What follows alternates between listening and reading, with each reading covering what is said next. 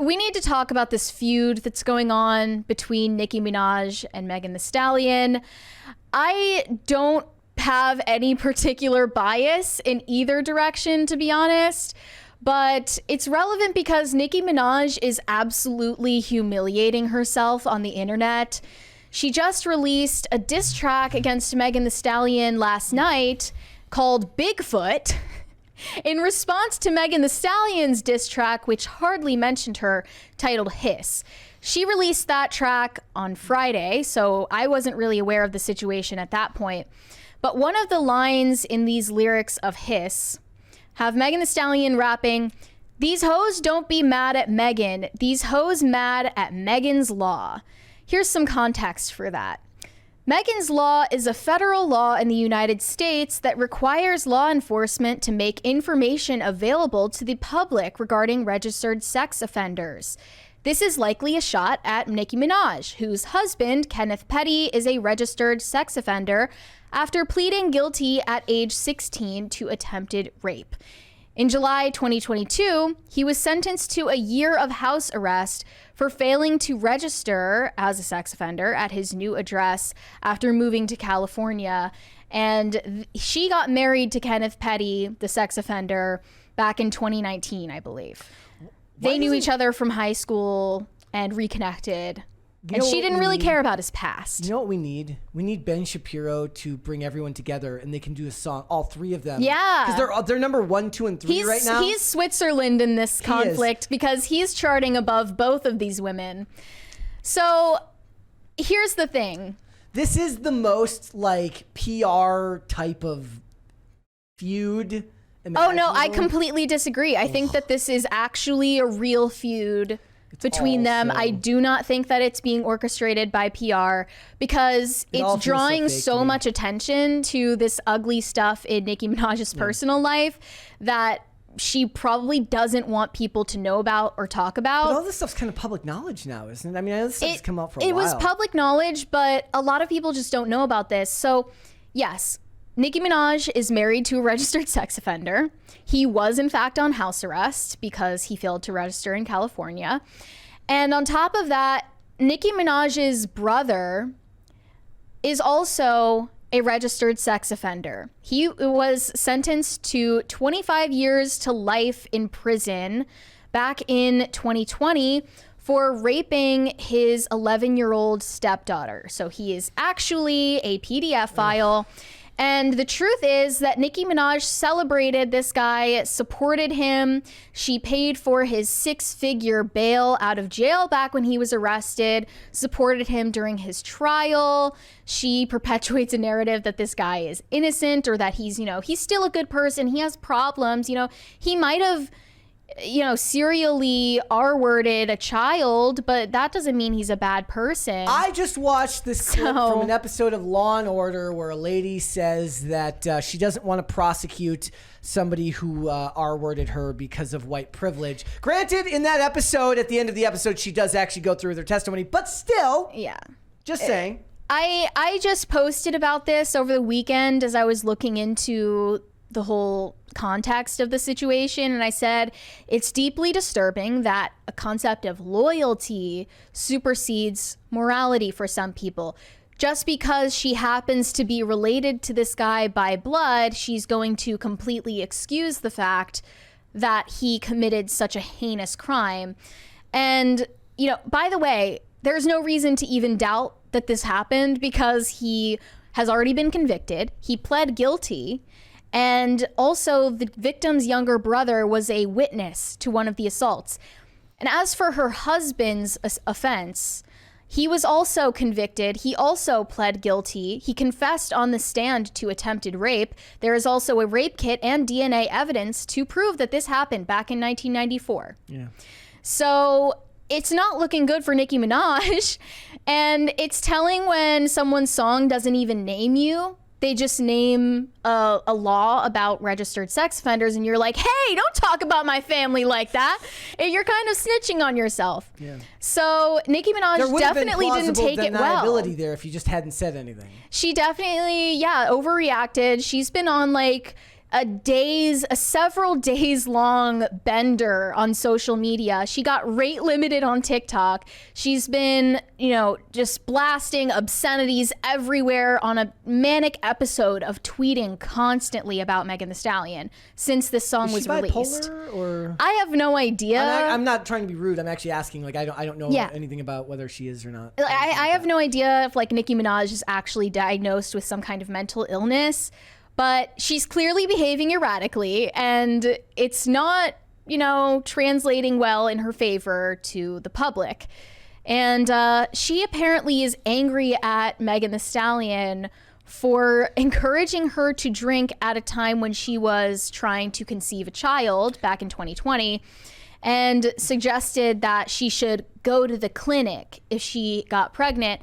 And that's likely because at the time, Megan Thee Stallion was aware of who her husband was and wouldn't have encouraged her to have a child with this man. And more than anything, it's just a bad song. Bigfoot is, I'm not a fan of like all of these female rappers, and I wouldn't categorize any of them as a class act. Yeah. Certainly not. But her song was just really bad and really disjointed. She was in the middle of a manic episode and they just hit record. Structurally, it's not good. She started whispering toward the end of the song like it was an ASMR video. So really, her only line that's going to be remembered from this is this hoe talking about Megan's Law. For a free beat, you could hit Megan raw. Yeah. And she's also talking about Megan Thee Stallion in the context of this time when she got shot by Tory Lanez in 2020. Mm-hmm. And we talked about this a little bit in the past, but I looked further into it as well.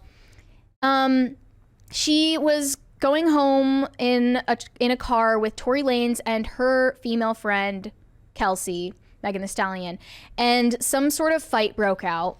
And Tory Lanez, he is now in jail for this. He is convicted. He is convicted of shooting Megan Thee Stallion in the foot. And at the time, this was 2020. This was the height of BLM propaganda.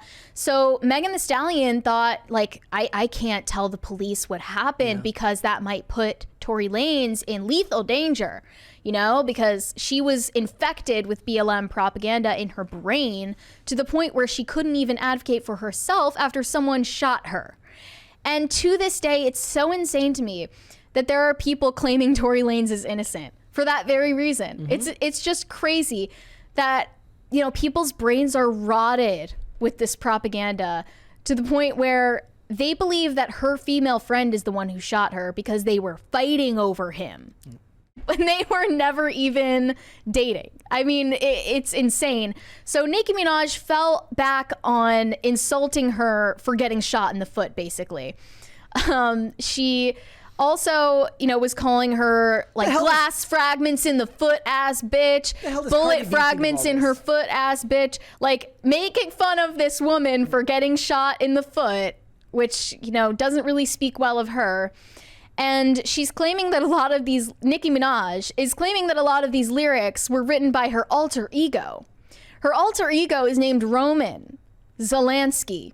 Roman Polanski is a convicted child R-wordist.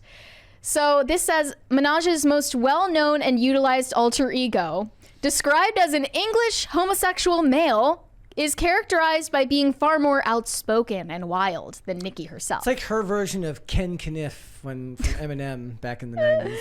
And on top of all this, Nicki Minaj is not even done yet. She said that you just need to wait for the second installment of her diss tracks. She has like 5 different songs already recorded that are hardly even songs because she's kind of just doing spoken word poetry about how much she hates Megan Thee Stallion. Everyone's moved sounding like she's on a crack Everyone binge. Has moved on to Sexy Red and Ice Spice anyways.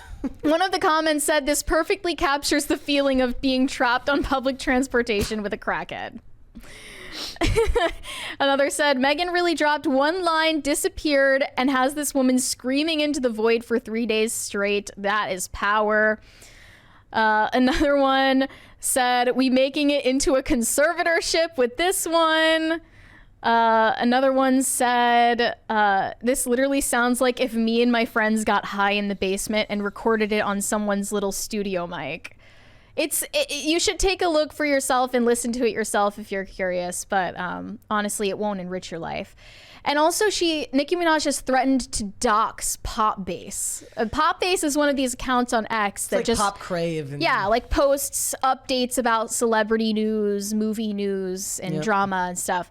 And because they claimed that Bigfoot is about Megan Thee Stallion, Nicki Minaj responded and said, "I never said that ugly name. Stop lying on me. You want engagement so bad, I'm gonna put your real name in the second song just for shits and giggles. Go to bed." So she's threatening to dox Pop Base. I don't know how you could dox a company. A company. Yes, it could be one. It could be one person. No one knows who is behind Pop Base. House and Habit is a person. So Nicki Minaj said, "Bullet fragment foot, bitch. You bringing up 30-year-old tea from when this man was a 15-year-old child. You're bringing up 30-year-old tea because no man will ever effing love you, and you're lying on your dead mother." It is actually 30 years old now that I think about it. 94, right? That's what she listed that year. That's crazy. Like, yes, but at the same time, this man was tried as an adult, and he wasn't 15. He was 16 years old, as was his victim. Yeah. And his victim also has made a video a few years back because she claimed she was getting harassed by associates of Kenneth Petty and Nicki Minaj, getting offered hush money or getting offered really sums of money in order to recant her story and claim that she was lying about what happened, even though this man has already been convicted of the crime. So there was no mystery as to whether he was guilty or not. That's not in question. I mean, she even presented new evidence because this was back in 1994. She presented new evidence only last year that shows, the DNA evidence shows from her clothing and from his clothing that was taken as evidence by the police on the same day that it happened. Yeah. And there were also photos taken of her bruises and physical injuries on the same day that it happened. It's pretty much, indisputable that this happened. And Nicki Minaj just really is, ruining her reputation right now in her 40s. When she's been known as the queen of rap, and now everyone's calling her the queen of rape. Oh. Yeah, and rough. She had been away from music for a while, so what was the point of coming back with this? Mm-hmm. And what's the point of just drawing more and more attention to the fact that you supported these convicted sex offenders who are related to you? Yeah. It looks terrible for her, but I'm just saying it's ridiculous to claim that Tory Lanez is innocent. It's ridiculous to claim that Kenneth Petty is innocent, her husband. It's ridiculous to claim her brother is innocent. It's ridiculous to claim Tory Lanez is innocent because all of these men are convicted, and two of them, as far as I know, pled guilty to what they did. It's just absolutely insane. And I know that Ben Shapiro has also weighed in on this and told you play nice, girls. We live in I recommend that he stays neutral, far away though. from this. Yeah, yes. It looks pretty bad. Ben, Switzerland. Yes, Switzerland. Stay out of it. Thanks for watching. Listen to full episodes of Pop Culture Crisis on Spotify. Keep up with us on social media and make sure you subscribe and ring that bell so you never miss the show. Bye, guys.